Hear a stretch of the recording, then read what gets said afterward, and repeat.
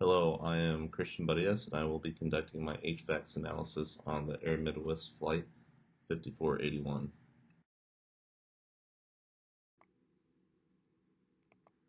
To start out with the presentation, I uploaded a short video of what happened during Flight 5481.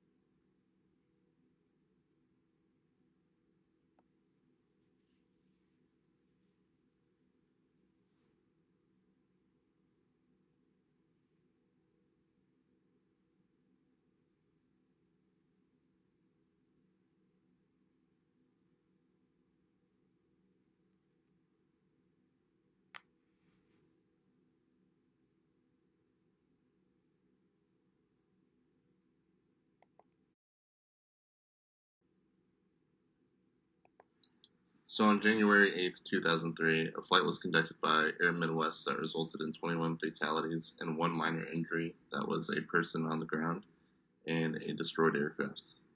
The aircraft was a Raytheon Beechcraft that had 19 passengers on board and 2 aircrew members. The flight departed from 18 Wright from Charlotte Douglas International Airport located at Charlotte, North Carolina, expecting to arrive at Greenville Spartanburg International Airport, Greer, South Carolina.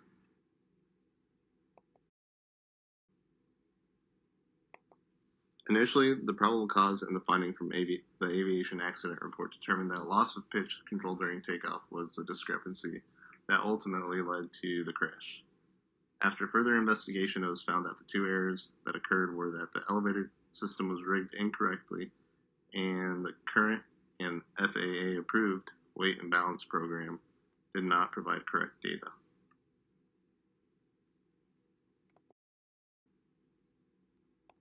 So here we're going to do an accident summary over maintenance. During the NTSB investigation, it was found that an unexperienced on the Raytheon Beechcraft structural modification and repair technician, smart employee, working for Raytheon Aerospace, was being trained by a quality assurance specialist on how to adjust cable tension on the elevator control system on a Raytheon Beechcraft.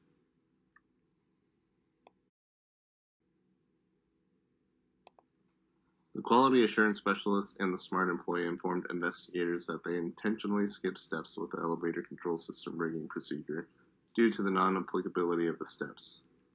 Also, the quality assurance specialist discussed how he felt he did not need to continually supervise the smart employee due to his A&P experience.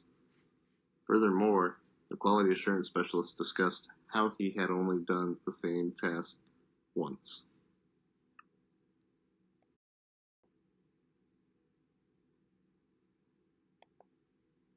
The NTSB also determined that an adequate post-maintenance check was not conducted. The smart employee conducted control sweeps and ran the elevator in full travel. However, he neglected to have an observer towards the aft side of the aircraft to ensure full elevator travel.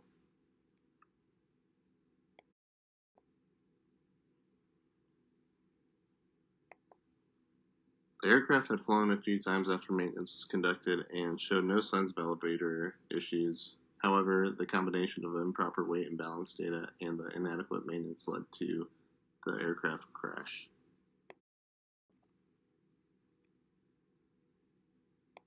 So here we're going to go over the weight and balance accident summary.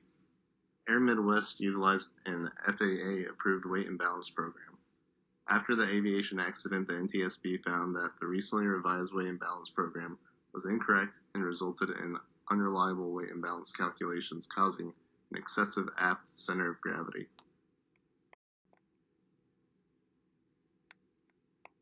Now it's time for the HFACS Analysis overview. So we're going to go over unsafe acts, preconditions for unsafe acts, unsafe supervision, and organizational influences. So here's a little overview of unsafe acts. We're going to be going over errors, which consist of decision-based, skill-based, and perceptual errors, and we'll also be going over violations, which consist of routine and exceptional errors.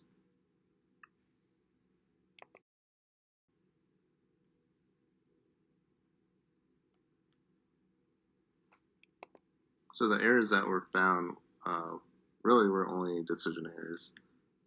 It was coded a DE6. The maintenance personnel purposely omitted necessary action required by the elevator rigging procedures.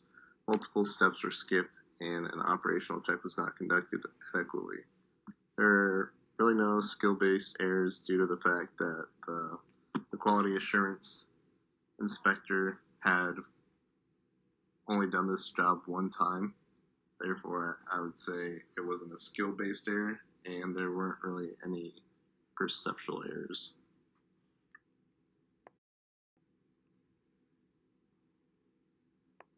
So the violations that were found was an exceptional violation, coded a EV1, 2 maintenance personnel, the quality assurance, and the smart employee disregarded procedures in the maintenance manual. So the findings under unsafe acts in this accident were the DE6 and the EV1.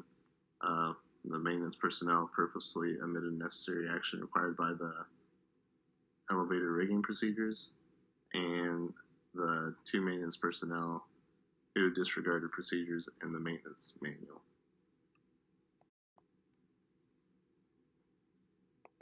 Next, we're going to go over preconditions for unsafe acts, which breaks it down into three categories: environmental factors, condition of the operator, and personnel factors. Under environmental factors, we're going to be looking at physical environment and technological environment. Under condition of the operator, we will be looking at adverse mental state, adverse psychological state, and physical mental limitations.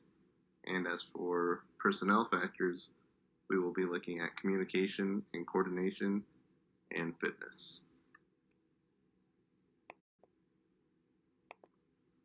So during an analysis over this accident, there were no environmental factors found.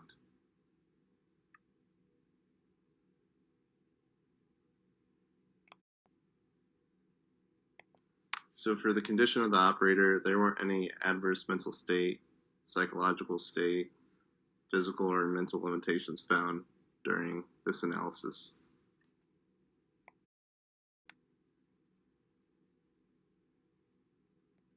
So for personal factors, communication and coordination, there was an issue observed.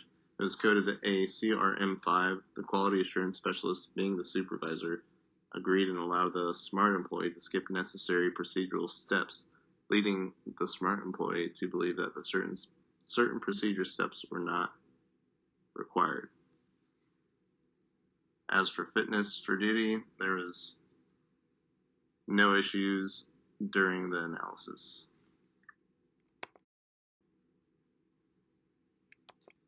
So preconditions for unsafe acts findings. The only thing we found was the CRM5, the quality assurance specialist, being the supervisor, agreed and allowed the smart employee to skip necessary procedural steps, leading the smart employee to believe that the certain procedure steps were not required. Next, we'll be going over unsafe supervision. It's broken down into four categories: inadequate supervision, planned inappropriate operations, failure to correct known problem, and supervisory violations.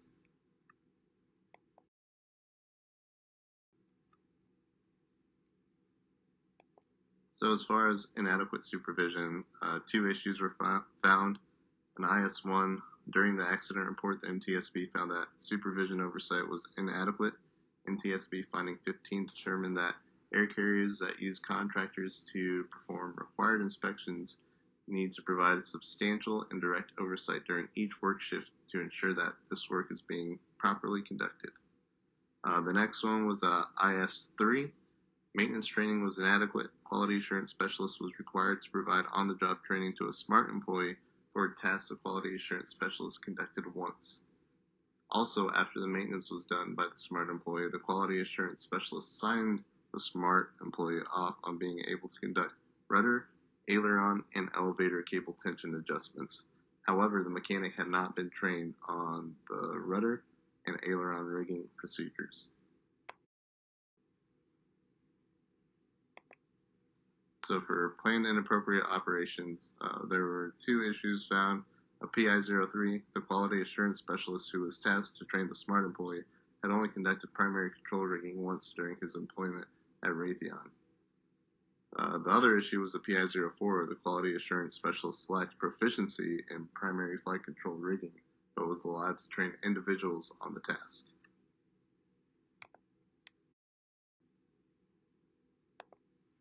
There was also failure to correct known problems. FCP1, the quality assurance manager, failed to identify the quality assurance specialist or inspector deficiencies in performing maintenance tasks. The next one was FCP2. The FAA failed to correct known deficiencies in Raytheon's training program prior to the accident.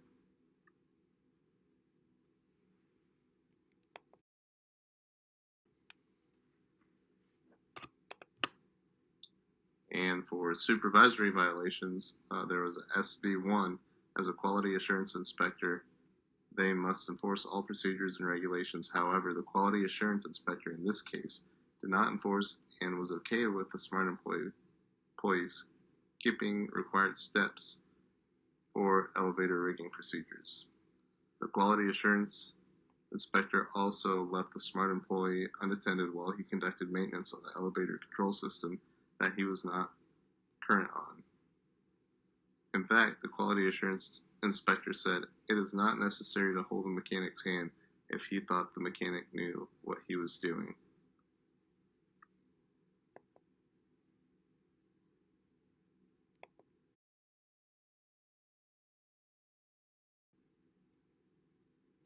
So as you can see, unsafe supervision findings resulted in a lot of issues. So I think it's safe to say that there is definitely an issue in supervision that needs to be corrected.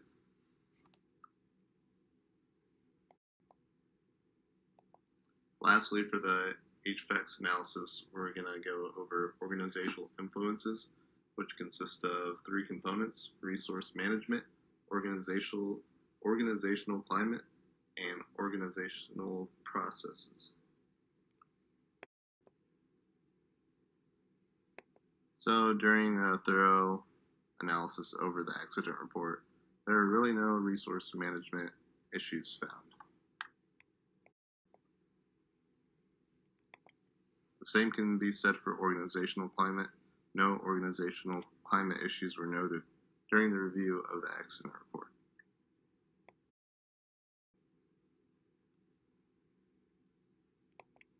Lastly, operational process. There was one issue found, OP5. Throughout the accident report, the common theme is that the training program was poorly constructed and implemented. The FAA noticed issues with Raytheon's training program and notified Raytheon. However, lack of sufficient training support and oversight led to personnel not being properly trained. Also, the weight and balance program was presented as being accurate, but a lack of proper oversight by the organization and the FAA failed to catch the issues with the weight and balance data.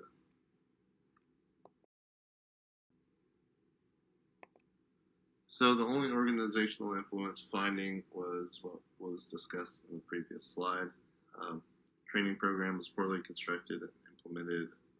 Raytheon was notified about the issue. However, they still did not provide proper oversight or implementation of an effective training program. Also, the weight and balance program was a big issue, and proper oversight by the organization and the FAA failed to catch the issue with the weight and balance data.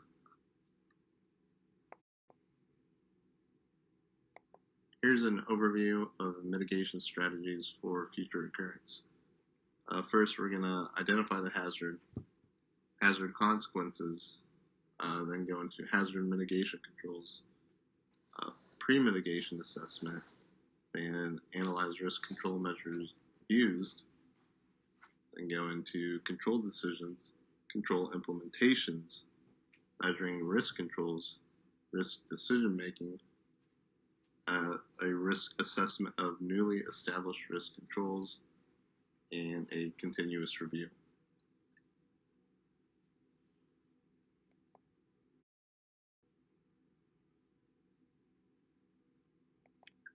So I think the hazard in this accident is very obvious. Mostly everything in the accident report points to training. Throughout the HFACS analysis, I believe, in general, the ultimate issue was training. Training was not properly implemented at the organizational level, which resulted in unsafe supervision, preconditions for unsafe acts, and unsafe acts that led to a disaster. The hazard consequences are already known for this case. Destruction of property, example, aircraft or structures, and loss of life are the hazard hazards presented.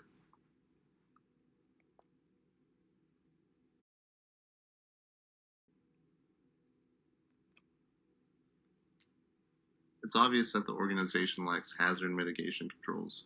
The controls that need to be implemented are an SMS program that includes a policy and objectives, safety assurance, safety risk management, and safety promotion. Some of the mitigation controls that I would implement along with the implementation of an SMS are the implementation of a new training program. I would create a position for a training manager whose sole responsibility is to ensure that all training is being conducted effectively and documented correctly. I would require quarterly audits on training records on all personnel, to also implement a confidential reporting system for inadequate training issues and safety issues, and I deny the use of quality assurance for training individuals on OJT tasks. Quality assurance shall only be used for quality assurance purposes. And then lastly, have the quality assurance perform competency checks on tasks.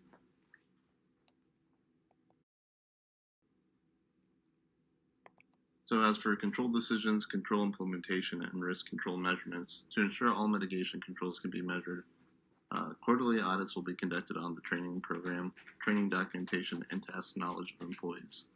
The responsibilities shall primarily fall on the Quality Assurance Office to conduct the audits using a software that will be able to track trends in training.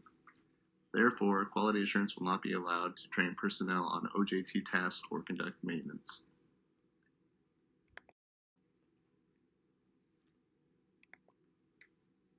As for risk decision-making, the Quality Assurance Office, in conjunction with safety representatives, will be the appointed risk decision-making personnel.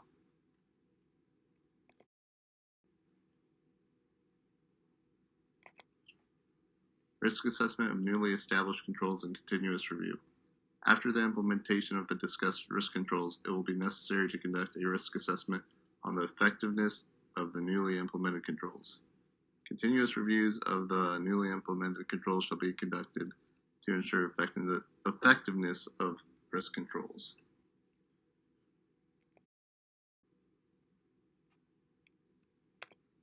So, in conclusion, the proposed risk controls may seem very generic. However, in an organization that had no risk controls in place for its training program, the proposed risk control strategies will most likely set a solid foundation for the assessment of the training program, which will then promote for the addition of more risk controls for any deficiencies found.